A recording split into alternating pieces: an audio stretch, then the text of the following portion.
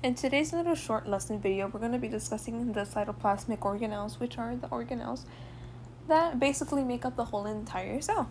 The first one we have are called ribosomes, which are tiny spherical structures composed of protein and RNA, and they provide a structural support of enzymatic activity to link amino acids to synthesize proteins. And as you can see in this image right here on the right, ribosomes are found right here in this area.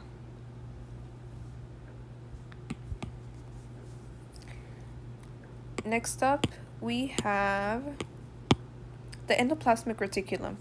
It is a complex organelle composed of membranous, flattened sac cylinders, full-filled bulb-like sacs called vesicles. These parts are interconnected and they interact with cell membrane, the nuclear envelope, and certain other organelles. And you can see in the image right here, endoplasmic reticulum is found in this area. The next organelle are called vesicles. They are membranous sacs that store and transport substances within the cell or between cells.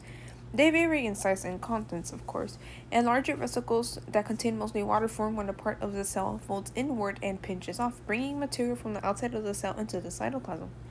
And as you can tell in this image right here, vesicles are located right here and throughout the cell, of course.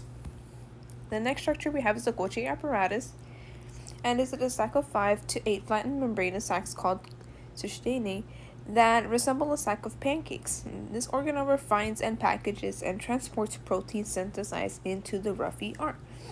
And on the image right here, you can see that the Golgi apparatus is this purple structure right here.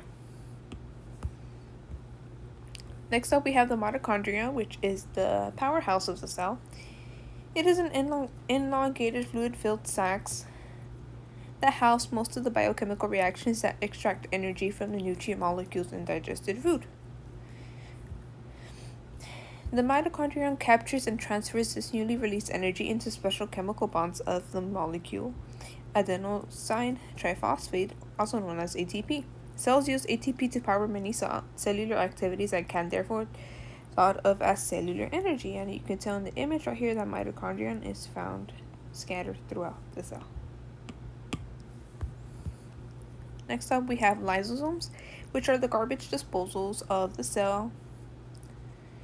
The process of a cell disposing of its own trash is called autophagy, which means eating itself. Lysosomes bud off of sections of Golgi membrane. Their powerful enzymes break down proteins, carbohydrates, and nucleic acids, including those for foreign particles that the cell has taken in. Lysosomes are found throughout the cell in these circular shapes right here. Next up, we have peroxisomes, which are membranous sacs that resemble lysosomes in size and shape, meaning that they are very similar to peroxisomes, as you can see right here. Peroxisomes resemble lysosomes in size and shape. Next up, we have microfilaments, microtubules, and intermediate filaments, which are like type of thread-like structures in the cytoplasm. They are distinguished by protein type, diameter, and how they assemble. And as you can see, microtubules are found in this area right here, and this area right here. We have the centrosome, which is a structure in the cytoplasm near the nucleus, and it is built of microtubules organized of 9 groups of 3. We have the cilia and flagella, which are the molar extensions of the cell membranes of certain cell types. They are structurally similar and differ mainly in length and abundance. And you can see in the image right here that cilia is found right here.